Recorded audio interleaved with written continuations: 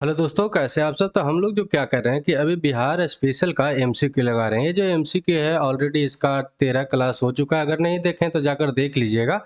और साथ ही साथ बिहार स्पेशल का टोटल क्लास हो गया, उसमें थोड़ा सा बाकी है इकोनॉमिक्स का पार्ट। उसको भी एग्जाम से पहले क्या कर दिया जाएगा, खत्म कर दिया जाएगा। उसको अभी इसलिए नहीं पढ़ाया गया क्योंकि बहुत सारा नया डाटा आता है, और नया डाटा अगर हम लोग नहीं पढ़ के जाते हैं तो क्वेश्चन क्या हो जाता है कि गलत हो जाता है। इसलिए उसको वेट कर रहे हैं, ठीक है। बाकी सारा बिहार स्पेशल पढ़ा दिया गया, जाकर आप देख लीजिएगा, उसका प्लेलिस्ट बना हुआ है। साथ ही साथ अभी हम लोग क्या करें कि एमसीक्यू लगा रहे हैं। ये जो एमसीक्यू है कहाँ से लिया जा रहा है, तो बीपीएससी जितना तरह का एग्जाम लेता है उसका क्या है कि ये पीवाईक्यू है, ठीक है। और साथ ही साथ जितना भी इम्पोर्टेंट एमसीक्यू बनेगा उसको भी इसमें शामिल किया गया है। ये जो इम्पोर्टेंट एमसीक्यू कहाँ से लिया जा रहा है, तो हम लोग जानते हैं कि इम्तियाज अहमद का बहुत अच्छा बुक है, उससे लिया जाता है। ताकि क्या हो जाए कि अपना बिहार स्पेशल का एक भी क्वेश्चन ना छूटे। हम लोग जानते हैं कि बिहार स्पेशल का पोर्शन जो है बहुत छोटा है, लेकिन बीपीएससी का कोई भी एग्जाम होता है या बिहार का अभी कोई भी एग्जाम हो रहा है तो उसमें पूछा जा रहा है। देखेंगे कि बिहार एसआई का जो था उसमें भी क्या हुआ कि इस बार 5 से 6 क्वेश्चन बिहार स्पेशल का पूछ लिया था। हो सकता है कि अगले बार से 10 क्वेश्चन रहेगा, क्योंकि बिहार का अब जो वेटेज रहेगा वो ज़्यादा रहेगा। क्योंकि बिहार का एग्जाम है तो उसमें पूछना भी चाहिए, ये बात तो है। यहाँ हम लोग जानते हैं कि बीपीएससी का कोई एग्जाम होता है तो 20 प्लस क्वेश्चन क्या हो जाता है कि आपका बिहार स्पेशल का हो जाता है। ये पोर्शन से कभी भी गलती आपको नहीं होना चाहिए, क्योंकि ये हल्का होता है सबसे।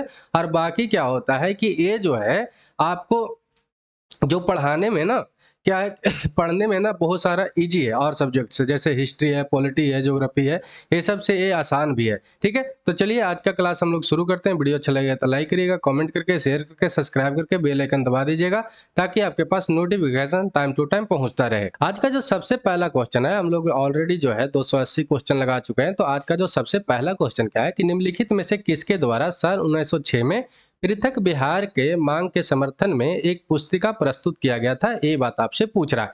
तो सच्चिदानंद सिन्हा के द्वारा, महेश नारायण के द्वारा, जयप्रकाश नारायण के द्वारा, या ए और बी दोनों के द्वारा। तो इसका जो सही उत्तर हो जाता है डी हो जाता है, ए और बी दोनों के द्वारा। मतलब कि महेश नारायण के द्वारा भी और सच्चिदानंद सिन्हा के द्वारा भी, इन दोनों के द्वारा 1906 ईस्वी में क्या हुआ कि पृथक बिहार का मांग किया गया, उसके लिए एक पुस्तिका प्रस्तुत किया गया, ठीक है। ये बात आपको ध्यान में रखना है। तो लास्टली क्या हुआ कि ये बंगाल प्रेसिडेंसी से बिहार को अलग किया गया था। मतलब जो बिहार पहले कहाँ पे शामिल था, तो बंगाल प्रेसिडेंसी में शामिल था। तो बिहार को 1912 ईस्वी में क्या हुआ कि बंगाल प्रेसिडेंसी को अलग किया गया, बंगाल प्रेसिडेंसी से अलग किया गया।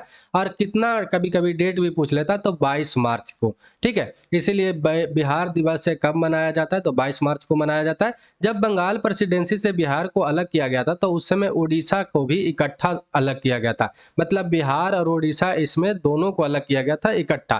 तो बिहार और उड़ीसा कब अलग हुआ, ये आपसे पूछ सकता है। तो 1936 ईस्वी में क्या हुआ कि बिहार और उड़ीसा अलग हुआ। लास्टली बिहार को एक बार और बंटवारा किया गया, जिसमें से झारखंड निकला, ठीक है। और झारखंड कब अलग हुआ, तो 2000 ईस्वी को अलग हुआ, ये बात आपको ध्यान में रखना है। और झारखंड कितना भूभाग लेकर अलग हुआ था, तो 46% लगभग जमीन लेकर अलग हुआ था, ठीक है। ये बात आपको ध्यान में रखना है। तो बिहार का बंटवारा कैसे कैसे हुआ, बिहार कैसे कैसे अलग हुआ, ये आपसे पूछ सकता है। तो सबसे पहले आपको याद रखना कि बंगाल प्रेसिडेंसी से 12 मार्च 1912 ईस्वी को, 22 मार्च 1912 ईस्वी को ये अलग हुआ, ये बात आपको ध्यान में रखना है। जिसमें उड़ीसा और बिहार दोनों शामिल था, ये बात आपको ध्यान में रखना है। 1936 ईस्वी में क्या हुआ कि बिहार और उड़ीसा अलग हो गया।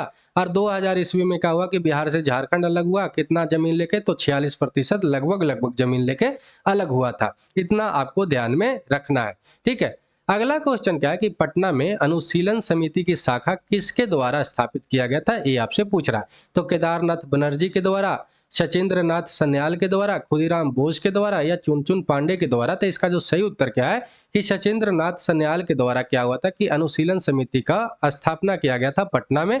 ये बात आपको ध्यान में रखना है, ठीक है। तो ये कब हुआ था अनुशीलन समिति के शाखा का स्थापना पटना में, तो आपको याद रखना है कि 1913 ईस्वी में सचिंद्र नाथ सन्याल के द्वारा स्थापना किया गया था, ये बात आपको ध्यान में रखना है। मतलब कि आपसे पूछे कि अनुशीलन समिति का स्थापना कौन किया था, ये भी क्वेश्चन बन सकता है। तो 1902 ईस्वी में क्या हुआ था, सतीश चंद्र बसु के द्वारा क्या किया गया कि कलकत्ता में अनुशीलन समिति का स्थापना किया गया। उसी का शाखा का पटना में स्थापना किया गया 1913 ईस्वी में, किनके द्वारा, तो सचेंद्र नाथ सन्याल के द्वारा। ये बात आपको ध्यान ध्यान में रखना है। सचिंद्र चंद्र बसु के द्वारा अनुशीलन समिति का स्थापना किया गया था 1902 ईस्वी में। कहाँ पे? तो कलकत्ता में, जिसको अभी हम लोग कोलकाता के नाम से जानते हैं। ये बात आपको ध्यान में रखना है। एक क्वेश्चन और पूछ लेता है कि अनुशीलन समिति का पटना में मतलब बिहार में भागलपुर के प्रमुख कौन थे? तो आपको याद रखना कि रेवती नाग थे। ये बात आपको ध्यान में रखना है, ठीक है। अगला क्वेश्चन क्या है कि राजकुमार शुक्ल ने महात्मा गांधी से चंपारण आने का अनुरोध किए थे कांग्रेस के किस अधिवेशन में? ये आपसे पूछ रहा है। तो लखनऊ अधिवेशन में, पटना अधिवेशन में, इलाहाबाद के अधिवेशन में, मेरठ के अधिवेशन में। तो इसका जो सही उत्तर क्या है कि लखनऊ अधिवेशन में। लखनऊ अधिवेशन हुआ कब था? तो आपको याद रखना है कि 1916 ईस्वी में हुआ था। लखनऊ अधिवेशन जब हुआ था, जब भारतीय राष्ट्रीय कांग्रेस का, तो उसका अध्यक्ष कौन था? तो ये भी पूछ सकता है। तो आपको याद रखना कि अंबिका चरण मजूमदार थे। ये बात आपको याद रखना है। लखनऊ अधिवेशन का मतलब अध्यक्ष कौन थे? तो अंबिका चरण मजूमदार, ठीक है। ये बात आपको ध्यान में रखना है। 1916 ईस्वी में जो हुआ था अधिवेशन, ठीक है। तो इंडियन नेशनल कांग्रेस का जब 1916 ईस्वी में लखनऊ अधिवेशन हुआ, वहां पर महात्मा गांधी से राजकुमार शुक्ल मिले और इनको चंपारण आने के लिए अनुरोध किए। कौन? तो राजकुमार शुक्ल। अरे आने के लिए क्यों अनुरोध किए थे? तो इसका पृष्ठभूमि देखें तो आपको याद रखना है कि जो चंपारण के किसान लोग थे उनके साथ ज्यादती करता था ब्रिटिशर जबरदस्ती क्या करता था कि अगर किसान लोग के पास 20 कट्ठा जमीन है तो उस पर 3 कट्ठा पे नील का खेती करना अनिवार्य कर दिया था। ये नील का खेती नहीं करना चाहते थे किसान लोग। क्यों नहीं करना चाहते थे? क्योंकि जहां पे नील का खेती होता था वो सारा खेत क्या हो जाता था कि बंजर हो जाता था। तो कोई किसान क्यों खेती करना चाहेगा नील का खेती कि उससे जमीन ही उनका बंजर हो जाए, ठीक है। और ब्रिटिशर इसलिए करवाना चाहता था क्योंकि इसको कलर मिलता था। उस कलर का उपयोग जो है हम लोग जानते हैं कि कपड़ा रंगने इस सब में करता था, ठीक है। तो ये दोनों के बीच में कॉन्फ्लिक्ट था, इसलिए महात्मा गांधी आए। महात्मा गांधी कब आए यहाँ पर? ये भी पूछ सकता था। आपको याद रखना है कि 1917 ईस्वी को आए। जो महात्मा गांधी का प्रथम आंदोलन था, ये भी बात आपको ध्यान में रखना है, भारत में, ठीक है। इसको किन कौन नाम से जानते हैं? चंपारण सत्याग्रह के नाम से जानते हैं, तीन कठिया आंदोलन के नाम से जानते हैं, साथ ही साथ इसको एक और नाम के जानते हैं, नील आंदोलन के भी नाम से जानते हैं, ठीक है। ये बात आपको ध्यान में रखना है। अरे महात्मा गांधी का प्रथम सत्याग्रह था भारत में 1917 ईस्वी, और ये सफल सत्याग्रह था, मतलब ये सफल भी रहा था। ये भी बात आपको ध्यान में रखना है। मतलब कि ये महात्मा गांधी कहीं पर और थे, तो आपको याद रखना है कि 1915 ईस्वी में ये साउथ अफ्रीका से लौट कर आए थे। तो आपसे पूछ सकता है कि ये महात्मा गांधी साउथ अफ्रीका कब गए थे? तो 1893 ईस्वी में साउथ अफ्रीका गए थे, ठीक है। 1893 ईस्वी में साउथ अफ्रीका गए। वहां पर भी व्हाइट एंड ब्लैक को बहुत ज्यादा प्रॉब्लम था, वहां पर भी ये लड़ाई लड़े थे, ठीक है। आपसे पूछ सकता है कि महात्मा गांधी साउथ अफ्रीका क्यों गए थे? तो एक केस लड़ने के पर्पज से गए थे। एक बिजनेसमैन था, उसका केस लड़ने के पर्पज से। 1893 ईस्वी में 3 काम इंपॉर्टेंट हुआ था। महात्मा गांधी साउथ अफ्रीका गए, एनी बेसेंट जो थी इंडिया आई, और साथ ही साथ आपको याद रखना है कि जो स्वामी विवेकानंद थे वो शिकागो गए थे। ये बात आपको ध्यान में रखना है। एनी बेसेंट कहाँ के रहने वाली थी? तो आयरलैंड के रहने वाली थी, जो इंडिया में होम रूल जो हुआ था उसमें महत्वपूर्ण भूमिका निभाई थी। एनी बेसेंट के बारे में थोड़ा सा जानकारी ले लेते। ये भारतीय राष्ट्रीय कांग्रेस का पहला मतलब कि प्रथम महिला अध्यक्ष भी बनी थी। ये बात आपको याद रखना है। लेकिन जहां पर पूछ ले कि प्रथम भारतीय महिला अध्यक्ष कौन थे इंडियन नेशनल कांग्रेस का, तो आपको याद रखना है सरोजनी नायडू को, ठीक है। इतना आपको ध्यान में रखना है। तो यहाँ पर ऑप्शन सही क्या हो जाता है? लखनऊ अधिवेशन जो 1916 ईस्वी में हुआ था। अगला क्वेश्चन क्या है कि खुदीराम बोस को कब फांसी दिया गया था? ये आपसे पूछ रहा है। 5 अगस्त 1907 को, 8 अगस्त 1908 को, 9 अगस्त 1909 को, या 6 अगस्त 1908 को। तो इसका जो सही उत्तर क्या है कि 8 अगस्त 1908 को फांसी दिया गया था खुदीराम बोस को। ये बात आपको ध्यान में रखना है। मुजफ्फरपुर का एक जज था, उसको मारने के कारण, मतलब मारने का प्रयास किया गया था लेकिन ये मार नहीं पा रहे थे, तो इसी के वजह से इनको 8 अगस्त 1908 को इनको फांसी दिया गया था, ठीक है। पृष्ठभूमि देखें तो क्या है कि 30 अप्रैल 1908 ईस्वी को खुदीराम बोस और प्रफुल्ल चौकी ने दोनों मिलकर मुजफ्फरपुर में एक जिला जज था किंग्सफोर्ड, उसको मारने का प्रयास किए। उसके गाड़ी पर बम फेंके लेकिन उसके गाड़ी पर ये बम नहीं गया, गाड़ी कहीं और चला गया। ये कहाँ पे चला गया? तो एक वकील था, विख्यात वकील था प्रिंगल फ्नेडी, उसके पत्नी और बेटी बैठी थी उस गाड़ी पे चला गया, और उसके कारण से क्या हुआ कि उसकी पत्नी और बेटी, जो फ्रिंगल फ्नेडी के पत्नी और बेटी थी, उसकी हत्या हो गया। इसी के कारण इनको गिरफ्तार किया गया खुदीराम बोस को, और 8 अगस्त 1908 को इनको फांसी दे दिया गया। तो ये बात आपको ध्यान में रखना है। इतना शहीद देकर क्या हुआ कि भारत का आज़ादी हुआ, और लगता है कि फिर से भारत को गुलाम कर लिया गया है इंडियन पॉलिटिक्स के द्वारा। इसीलिए बोला जाता है कि जब भी आप वोट दीजिए, आप शिक्षित व्यक्ति को दीजिए ताकि वो देश को समझे, ठीक है? देश को समझे, तब क्या होगा कि आपका देश सुधरेगा, अपना देश सुधरेगा, ये बात आपको ध्यान में रखना है। तो सब कुछ वोट होता है और वोट को ध्यान से देना चाहिए, ठीक? चलिए, अगला क्वेश्चन क्या है कि आज़ाद दास्ता नामक एक संगठन जो था, उसका गठन किस उद्देश्य से किया गया था, ये आपसे पूछ रहा है। तो भारत को स्वतंत्र कराने के लिए, ठीक है, ये तो हो सकता है। अंग्रेजों के विरुद्ध क्रांतिकारी कार्रवाई करने के लिए, कहीं कहीं पे आतंकवादी भी लिखा रहेगा, तो उसमें टेंशन नहीं लेना है, ठीक है। सरकार को युद्ध कार्य में सहयोग पहुंचाने के लिए या अंग्रेजों की हत्या करने के लिए। तो इसका जो सही उत्तर क्या है कि अंग्रेजों के विरुद्ध क्रांतिकारी या आतंकवादी कार्रवाई करने के लिए, ये बात आपको ध्यान में रखना है, ठीक है। तो यहाँ पर ऑप्शन जो परफेक्ट सही क्या होता है, बी ऑप्शन सही हो जाता है। ए भी ऑप्शन सही है, लेकिन यहाँ पर ज्यादा ऑप्शन जो सही है, अंग्रेजों के विरुद्ध क्रांतिकारी कार्रवाई करने के लिए। आजाद दास्ता किन के द्वारा स्थापना किया गया, तो आपको याद रखना है कि जयप्रकाश नारायण के द्वारा किया गया था। ये बात आपको ध्यान में रखना है। कब किया गया था, तो 1942 ईस्वी में क्विट इंडिया मूवमेंट, जो भारत छोड़ो आंदोलन हुआ था, उसी समय, ठीक है। भारत छोड़ो आंदोलन के समय इनको, जयप्रकाश नारायण को गिरफ्तार कर लिया गया था, ये भी क्वेश्चन पूछ लेता। और कहाँ पे रखा गया था, एक क्वेश्चन पूछ लेता। तो आपको याद रखना कि हजारीबाग के जेल में रखा गया था, ठीक है। हजारीबाग के जेल से कब फरार हुए, तो अक्टूबर 1942 ईस्वी को क्या हुए कि वहां से फरार हो गए। एक क्वेश्चन पूछा था बीपीएससी 67 में कि ये जब हजारीबाग के जेल से फरार हुए थे तो कौन सा त्योहार था, कौन सा पर्व था, ये पूछ लिया था। तो उस समय पर्व कौन सा था, तो दिवाली था। ये बात आपको ध्यान में रखना है। दीपावली दिवाली दोनों एक ही होता है, कोई कोई दिवाली बोलते हैं और कोई कोई दीपावली बोलते हैं। तो उस समय कौन सा त्योहार था, तो दीपावली था। तो ये बात आपको ध्यान में रखना है। ये कहाँ पर आजाद दास्ता का स्थापना किए थे, तो आपको याद रखना कि नेपाल में किए थे, ठीक है। और नेपाल में युवकों को क्या होता था कि छापामार युद्ध का शिक्षा दिया जाता था आजाद दास्ता के संगठन के तहत, ठीक। चलिए, अगला क्वेश्चन क्या है कि बिहार में असहयोग आंदोलन के समय क्या था कि विदेशी वस्त्रों का बहिष्कार का कार्यक्रम किया गया। ये कहाँ पर विशेष ध्यान दिया गया, ये आपसे पूछ रहा है। तो मुजफ्फरपुर में ऐसा किया गया, भागलपुर में, शाहबाद में, मोतिहारी में। तो इसका जो सही उत्तर क्या है कि भागलपुर में असहयोग आंदोलन के समय विदेशी वस्त्रों का बहिष्कार किया गया, ठीक है। ये बात आपको ध्यान में रखना है। मतलब किया गया था तो बहुत जगह पे, लेकिन विशेष जो था ध्यान कहाँ पर दिया गया था, तो भागलपुर में, ठीक है। हम लोग जानते हैं कि अभी भी बिहार में भागलपुर जो है कपड़ा उद्योग में बहुत ज़्यादा आगे है, ठीक है। सिल्क के बारे में पढ़ते होंगे कि सिल्क वहाँ पे बहुत ज़्यादा सिल्क उद्योग में आगे है, ठीक। तो ये बात आपको ध्यान में रखना है। 1920 ईस्वी में असहयोग आंदोलन हुआ था, ये भी बात आपको याद रखना है। असहयोग आंदोलन के बारे में जाने तो महात्मा गांधी के द्वारा क्या है कि असहयोग आंदोलन शुरू किया गया था, ये बात आपको याद रखना है। कब किया गया था, तो 1920 ईस्वी में असहयोग आंदोलन शुरू किया गया था। असहयोग आंदोलन कब शुरू किया गया था, ये क्वेश्चन पूछ लेता है। तो आपको याद रखना है कि 1919 ईस्वी में रोलेट एक्ट आया।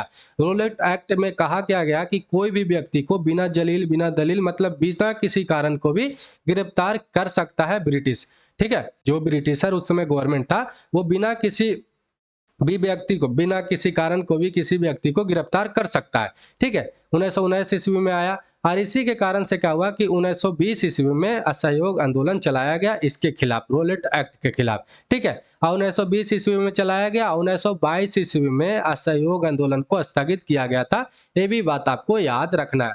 1922 ईस्वी में स्थगित क्यों किया गया था, तो यूपी में एक गोरखपुर जगह है, गोरखपुर में एक चौरा चौरी जगह है, ठीक है। तो चौरा चौरी एक जगह है, वहां पर क्या हुआ कि जो आंदोलनकारी थे असहयोग आंदोलन के, वो जा रहे थे और जाते समय एक पुलिस चौकी मिलता है, उस पुलिस चौकी को आग लगा देते हैं। और आग लगाने के कारण क्या होता है कि 23 पुलिसकर्मी मर जाते हैं। और मरने के कारण क्या होता है कि ये जो है महात्मा गांधी, हम लोग जानते हैं कि सत्य अहिंसा पे काम करते थे, और वहां पर एक डिसीजन भी सही था। अगर नहीं रोकते ना, तो ये जो ब्रिटिशर लोग था वो मौका देख रहा था, क्योंकि अभी तक कोई भी हुड़दंग हुआ नहीं था। क्योंकि जो भी महात्मा गांधी का आंदोलन होता था वो सत्य के रास्ता पे होता था, कोई भी लड़ाई के उसमें नहीं शामिल होता था, ठीक है। तो वो चाह रहा था कि कोई सब लड़ाई करे, ताकि इसको, ये सब पर गोली चलवा देंगे, जेल में डलवा देंगे, तो उससे बहुत ज्यादा प्रॉब्लम हो जाता, ठीक है। असहयोग आंदोलन को जब स्थगित किया गया था तो उसमें सुभाष चंद्र बोस भी इसका खिलाफ थे कि ये नहीं करना चाहिए था, ठीक है। चित्तरंजन दास भी क्या हुए थे कि कांग्रेस से अलग निकल गए थे। कांग्रेस से अलग निकल के स्वराज पार्टी का गठन कर लिए थे वो, और मोतीलाल नेहरू तो कब किए थे, तो आपको याद रखना है कि 1923 ईस्वी में, जनवरी 1923 ईस्वी में, कहीं कहीं पे 1922 ईस्वी लिखा रहेगा, दिसंबर 1922 में। तो जनवरी 1923 में स्वराज पार्टी का गठन कर लिए थे। ठीक, तो इतना बात आपको असहयोग आंदोलन से भी ध्यान में रखना है। ठीक है, चलिए अगला क्वेश्चन क्या है कि निम्नलिखित में से पूरे देश में केवल 2 प्रांत थे जिन्होंने कांग्रेस के कलकत्ता अधिवेशन 1920 के पूर्व ही असहयोग का क्या कर लिए थे कि समर्थन किया था। ये बात आपको ध्यान में रखना है, ये पूछ रहा है आपसे। तो कौन कौन था? गुजरात बिहार, गुजरात पंजाब, गुजरात बंगाल, गुजरात राजस्थान। तो इसका जो सही उत्तर क्या है कि गुजरात और बिहार जो था, मतलब कि असहयोग आंदोलन होने से पहले ही असहयोग का समर्थन दे दिए थे। ये बात आपको ध्यान में रखना है। कौन कौन था? तो गुजरात और बिहार था। ठीक, चलिए अगला क्वेश्चन क्या है कि सबने अवज्ञा आंदोलन के दौरान 1930 में कहां राजेंद्र प्रसाद, अब्दुल बारी, मुरली मनोहर प्रसाद जैसे नेताओं पर पुलिस द्वारा निर्ममता से लाठी बरसाया गया था? ये आपसे पूछ रहा है। तो बिहपुर भागलपुर में, कुडनी तिरहुत में, तारनपुर मुंगेर में, या सोनपुर सारण में। तो इसका जो सही उत्तर क्या है कि भागलपुर में ऐसा काम किया गया था। पुलिसों के द्वारा राजेंद्र प्रसाद, अब्दुल बारी, मुरली मनोहर प्रसाद और भी नेताएं थे, उन पर क्या हुआ कि निर्ममता से लाठी बरसाया गया था। ठीक है, ये बात आपको ध्यान में रखना है। ये सबने अवज्ञा आंदोलन के समय हुआ था। और सबने अवज्ञा आंदोलन हुआ कब था? तो आपको याद रखना है कि 1930 ईस्वी में। ठीक, सबने अवज्ञा आंदोलन के थोड़ा सा पृष्ठभूमि देखें तो आपको याद रखना है कि 12 मार्च 1930 ईस्वी को क्या हुआ कि सबने अवज्ञा आंदोलन शुरू हुआ। ये चला कब था? तो आपको याद रखना है कि 6 अप्रैल 1930 ईस्वी तक चला था।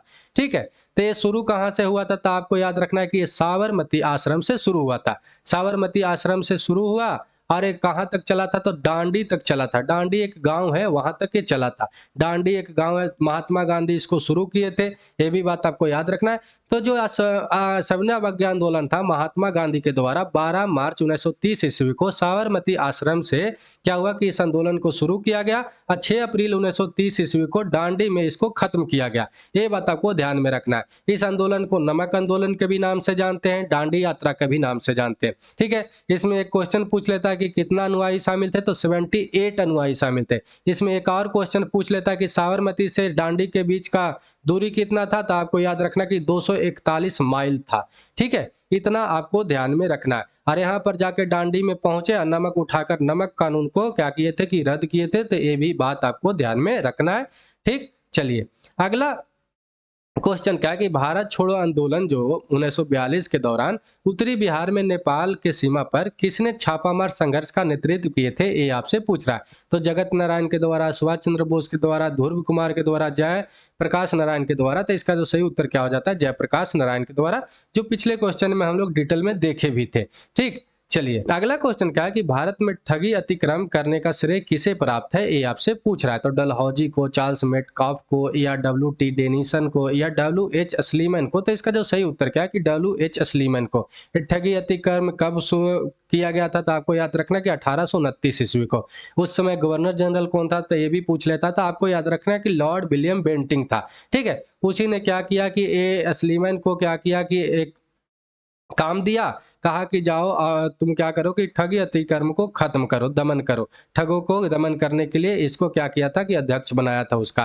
ठीक है, तो ये ठग क्या करता था कि ये वंशानुगत हत्यारा था। वो क्या करता था? पेशे से लोगों को धोखा देता था और उसका गला घोटकर मारकर उसका सारा संपत्ति लूट लेता था। इसी कारण से विलियम बेंटिंग इसको खत्म करने के लिए विलियम हेनरी क्या स्लीमैन को क्या करता है कि उसको चुनता है, अध्यक्ष बनाता है और इसके अंदर एक कमेटी बनता है। वो क्या करता है फिर ठगों को दमन करता है। ठीक है, चलिए अगला क्वेश्चन क्या है कि बिरसा मुंडा के अनुयायी उन्हें किसका अवतार मानते थे? ये आपसे पूछ रहा था। सिंह बोंगा को, धरती अब्बा को, मांगो मनकी को, या वीर सिंह को, या उपयुक्त में से कोई नहीं, या उपयुक्त में से एक से अधिक। हम लोग जानते हैं कि पिछले साल के पहले जो भी एग्जाम लेता था बीपीएससी, उसमें 5 ऑप्शन रखता था। तो यहाँ पर जो सही उत्तर क्या है कि धरती अब्बा को। ठीक है, ये बात आपको ध्यान में रखना है। अब 5वां ऑप्शन नहीं रहता, ये सब अब नौटंकी खत्म कर दिया बीपीएससी, अब 4 ही ऑप्शन रहता है। ठीक, तो यहाँ पर सही उत्तर क्या हो जाता है कि धरती अब्बा को।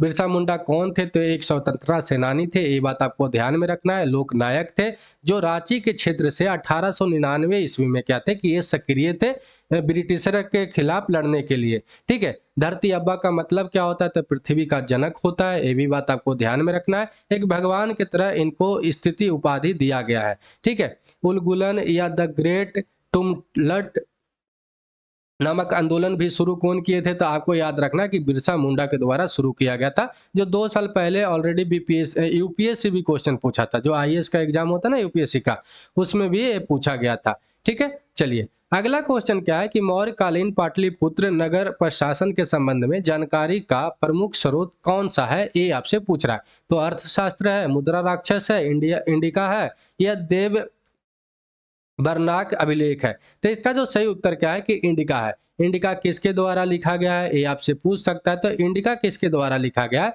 तो आपको याद रखना है कि मेगास्थनीज के द्वारा लिखा गया। मेगास्थनीज कौन था?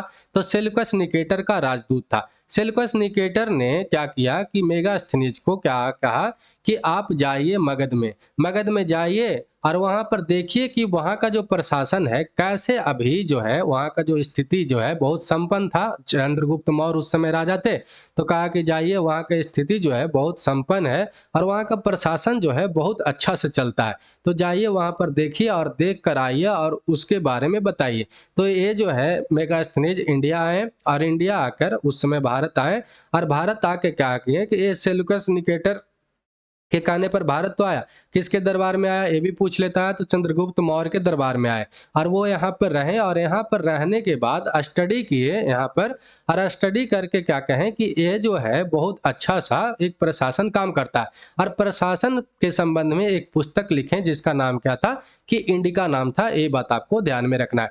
मेगास्थनीज ने लिखा है कि इस नगर का प्रबंधन एक नगर परिषद के द्वारा किया जाता था जिसमें 5-5 सदस्यों का 6 समिति काम करती थी। ये बात आपको ध्यान में रखना है। और ये आया कब था? तो चंद्रगुप्त मौर्य के शासनकाल में आया था। ये बात आपको ध्यान में रखना है। ठीक है, अगला क्वेश्चन क्या है कि चंपारण आंदोलन में कौन जो है संबंधित नहीं थे?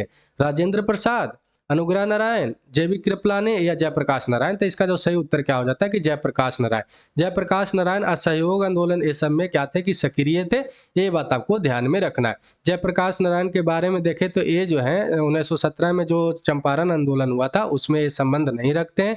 ये बात आपको ध्यान में रखना है। लेकिन ये जो है भारत छोड़ो आंदोलन जब क्विट इंडिया मूवमेंट जो हुआ था 1942 में, 8 अगस्त 1942 को ये शुरू हुआ था और संपूर्ण क्रांति जो 1970 ईस्वी में शुरू हुआ था, कब किस लिए हुआ था? तो इंदिरा गांधी को मतलब सीट से प्रधानमंत्री से हटाने के लिए इनको ये शुरू किए थे। तो इसमें क्या थे कि ये संबंधित है, मतलब ये दोनों में भाग लिए थे। तो ये बात आपको ध्यान में रखना है।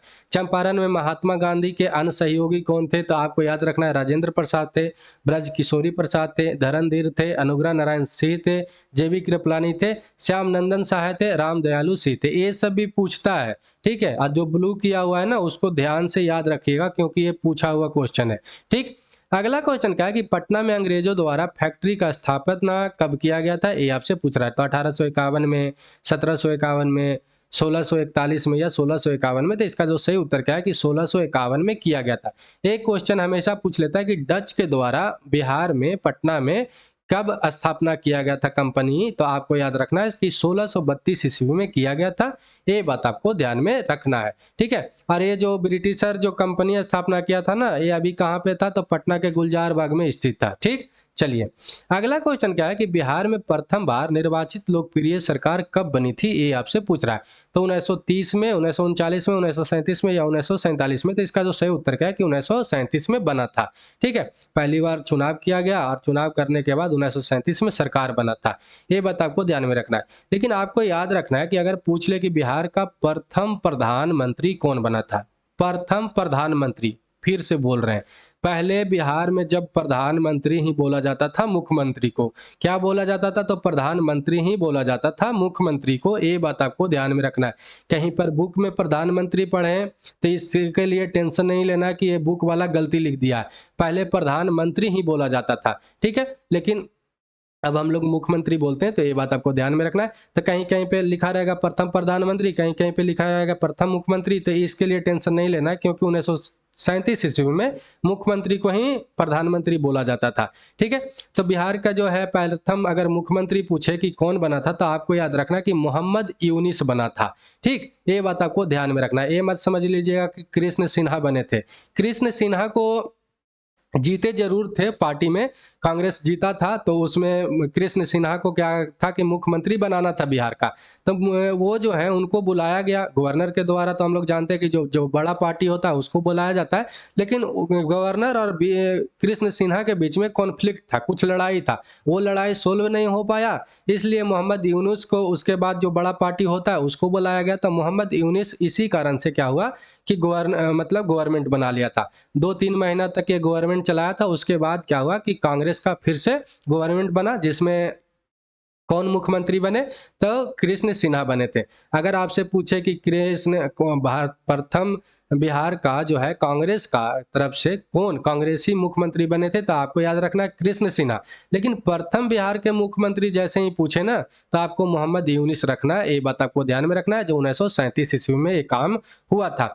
उन 98 सीटों पर विजय हासिल कौन किया था, तो कांग्रेस किया था। और 20 सीटों पर विजय कौन हासिल किया था, तो मुस्लिम लीग किया था। जो ये बात आपको ध्यान में रखना है। अगला क्वेश्चन क्या है कि बिहार में संपूर्ण क्रांति के जनक कौन थे? जगजीवन राम थे, ललित नारायण मिश्र थे, जयप्रकाश नारायण थे, श्री कृष्ण थे। तो अभी हम लोग देखे थे जयप्रकाश नारायण थे। ये कब हुआ था, तो 1970 ईस्वी में शुरू हुआ था। किस लिए किया गया था, तो आपको याद रखना कि इंदिरा गांधी को पदच्युत मतलब कि पद से हटाने के लिए संपूर्ण क्रांति नामक आंदोलन चलाया गया था। तो ये बात आपको ध्यान में रखना है, ठीक है। चलिए अगला क्वेश्चन क्या है कि बिहार में संवैधानिक शासन कब प्रारंभ हुआ था, ये आपसे पूछ रहा है। तो 1937 में, 1935 में, 1940 में, 1960 में। तो इसका जो सही उत्तर क्या है कि 1937 में। हम लोग अभी देखे थे कि सबसे पहला बार जो लोकप्रियता के साथ मतलब कि जो मुख्यमंत्री बनाया गया था, तो आपको याद रखना है कि 1937 में, ठीक है। तो अधिनियम 1935 के तहत क्या हुआ कि 6 राज्यों में विधानसभा का गठन का प्रबंध किया गया। और इसी के तहत क्या हुआ कि बिहार विधानसभा में 152 मतलब कि सीट बनाया गया, और विधान परिषद में 30 सीट का व्यवस्था किया गया, ठीक है। लेकिन अभी अगर आपसे पूछे कि बिहार विधानसभा में कितना सीट है, तो 243 है। विधान परिषद में कितना सीट है, तो 75 है। ये बात आपको ध्यान में रखना है, ठीक है, अभी तत्काल में। और इसके तहत क्या हुआ कि बिहार में प्रथम विधानसभा का चुनाव हुआ कब, तो 1937 ईस्वी में, जिसमें मोहम्मद यूनुस प्रथम मुख्यमंत्री बना, ठीक है। लेकिन अगर कांग्रेस की तरफ से प्रथम मुख्यमंत्री पूछे तो कृष्ण सिन्हा बने थे। ये बात आपको ध्यान में रखना है, ठीक। यहाँ से आगे हम लोग कुछ देख लेते हैं। तो आपको याद क्या रखना है कि बिहार जो है द्विव सदन वाला राज्य है। कौन सा सदन वाला राज्य है, तो द्विव सदन वाला राज्य है। तो आपसे पूछ सकता है कि पूरे भारत में कितना राज्य है जो 2 सदन वाले राज्य है, तो मात्र 6 राज्य है। कौन कौन है, तो आपको याद रखना है महाराष्ट्र प्लस कर्नाटका। दूसरा पेयर याद रखना है आंध्र प्रदेश प्लस तेलंगाना। तीसरा पेयर यूपी और बिहार। ये 6 राज्य में क्या है कि 2 सदन वाले राज्य है, जिसमें विधानसभा भी है और विधान परिषद भी है। जैसे कि हम लोग देखते हैं संसद में क्या है कि राज्यसभा भी है और लोकसभा है।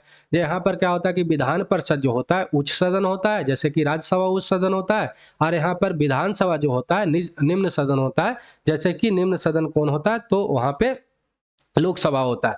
ये बात आपको ध्यान में रखना है। अगला क्वेश्चन क्या है कि बक्सर का युद्ध कब हुआ था, ये आपसे पूछ रहा है। तो 23 अक्टूबर 1768 को, 23 अक्टूबर 1760 को, 22 अक्टूबर 1764 को, या 23 जून 1764 को। तो इसका जो सही उत्तर क्या है कि 22 अक्टूबर 1764 को हुआ था। यहाँ पर ये दोनों ऑप्शन तो गलत ही हो जाता है, क्योंकि हम लोग 1764 तो जानते ही हैं। तो 22 अक्टूबर, कहीं कहीं पे 23 अक्टूबर लिखा रहेगा, ठीक है, कहीं कहीं पे 22 अक्टूबर लिखा रहेगा। ये दोनों लिख सकता है, इसके लिए टेंशन नहीं लेना है। ऐसे ज़्यादातर किसी भी नहीं लिखता है, लेकिन बीपीएससी ये काम करता है, पूछ लेता है। तो बक्सर के लड़ाई के पृष्ठभूमि देखें तो जो बंगाल का नवाब था मीर कासिम और ईस्ट इंडिया कंपनी था, उसके बीच व्यापारी चुंगी को लेकर एक काम ऐसे होता है, दोनों के बीच में कन्फ्लिक्ट होना शुरू हो जाता है, लड़ाई धीरे धीरे शुरू हो जाता है। साथ ही साथ क्या किया था मीर कासिम, क्या किया गया था कि राजधानी जो था अपना मुर्शिदाबाद से मुंगेर कर लिया था। सेना को अपना शिक्षा दे रहा था, किस तरह से, तो फ्रांसीसी के तर्क पर संगठित कर रहा था। ये सब के कारण अंग्रेज जो था अप्रसन्न हो जाता है, नाखुश हो जाता है। और नाखुश होने के बाद क्या करता है कि बक्सर का युद्ध होता है 22 या 23 अक्टूबर 1764 में। ये बक्सर नगर जो बिहार में है, वहां पे क्या होता है कि ये शुरू होता है, ठीक है। और हेक्टर मुनरो क्या करता है कि ब्रिटिशर के तरफ से ये सेना के सेनापति के रूप में निभाता है भूमिका, ठीक है। मुगल तथा नवाबों के बीच में लड़ाई होता है। अगर आपसे पूछे कि उस समय कौन कौन शामिल था मुगलों के साथ, तो आपको याद रखना है कि नवाब मीर कासिम था, अवध के नवाब सिराजुद्दौला था, और मुगल बादशाह शाह आलम द्वितीय, ये तीनों इकट्ठा लड़ा था किसके बीच में? तो अंग्रेजी कंपनी के बीच में। जिसका नेतृत्व कौन कर रहा था अंग्रेजी कंपनी का? तो आपको याद रखना है हेक्टर मुनरो, जिसमें अंग्रेजी कंपनी क्या होता है कि जीत लेता है। और ब्रिटिश जब जीतता है तो इससे क्या होता है कि यहाँ पर भारत में माना जाता है कि इस तरह से एक पूर्ण रूप से क्या कर लेता है कि अपना मजबूती प्रदान कर लेता है, यहीं से कर लेता है। ये बात आपको ध्यान में रखना है। अगला क्वेश्चन क्या है कि तुगलक काल में बिहार का राजधानी कौन था? ये आपसे पूछ रहा है। तो दरभंगा था, बिहार शरीफ था, भागलपुर, पटना। तो इसका जो सही उत्तर क्या है कि बिहार शरीफ था। ठीक है, इसको उदंतपुरी के भी नाम से जानते हैं। ठीक, चलिए अगला क्वेश्चन क्या है कि बिहार में स्थित महाजन पदों के बारे में किसमें जानकारी मिलती है? तो विनय पिटक से मिलती है, अंगुत्तर निकाय से मिलती है, कल्पसूत्र से मिलती है, या दीर्घ निकाय से मिलती है?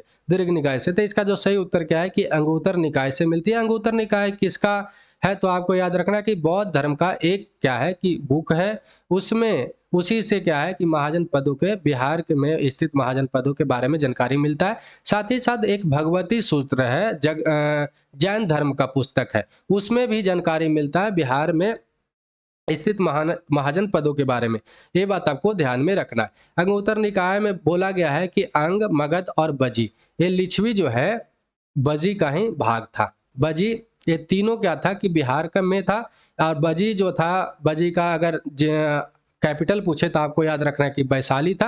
अब वैशाली में ही क्या था कि लिच्छवी था, इसलिए यहाँ पे लिच्छवी लिखा हुआ है। ठीक है, तो यहाँ पर तीन क्या था कि महाजन पद पाया जाता है। 16 महाजन पद को मतलब के बारे में बताया गया था, जिसमें 3 ही महाजन पद बिहार में था। ये बात आपको ध्यान में रखना है। कौन कौन था? तो अंग था, मगध था और बजी था, या वैशाली या लिच्छवी, ये तीनों कुछ भी लिख सकता है वहाँ पे। अंग का जो क्षेत्र था भागलपुरा मुंगेर का क्षेत्र था, पटना गया का जो क्षेत्र था मगध वाला क्षेत्र था, और ये वैशाली वाला क्षेत्र बजी और लिच्छवी जो भी कहिए उसका क्षेत्र था। ठीक है, ये बात आपको ध्यान में रखना है। ये लिच्छवी पूरे वर्ल्ड का प्रथम गणराज्य था, ये भी बात आपको ध्यान में रखना है। साथ ही साथ जैन धर्म का जो भगवती सूत्र है ना, उसमें भी 16 महाजन पदों के बारे में बताया गया, जिसमें 16 जब महाजन पदों के बारे में बताया गया तो बिहार के 3 महाजन पदों के भी बारे में जानकारी मिलता है। तो ये बात आपको ध्यान में रखना है। ठीक है, तो चलिए आज के लिए इतना ही। जो भी था हम लोग आज का क्वेश्चन सोल्व कर लिए। अगला दिन क्या करेंगे कि फिर आएंगे और उसमें जो भी बाकी क्वेश्चन रहेगा अपना सोल्व करेंगे। जल्दी से जल्दी एग्जाम के पहले सारा क्वेश्चन सोल्व हो जाएगा, तो उसके लिए टेंशन नहीं लेना। ठीक है, इसका पीडीएफ चाहिए तो क्या करना है, डिस्क्रिप्शन में लिंक दिया होता है, वहां से जाकर आप सारा पीडीएफ डाउनलोड कर लीजिएगा। तो चलिए आज के लिए इतना ही। वीडियो अच्छा लगा हो तो लाइक, कमेंट, शेयर, सब्सक्राइब करके बेल आइकन दबा दीजिएगा। तो जय हिंद, जय भारत।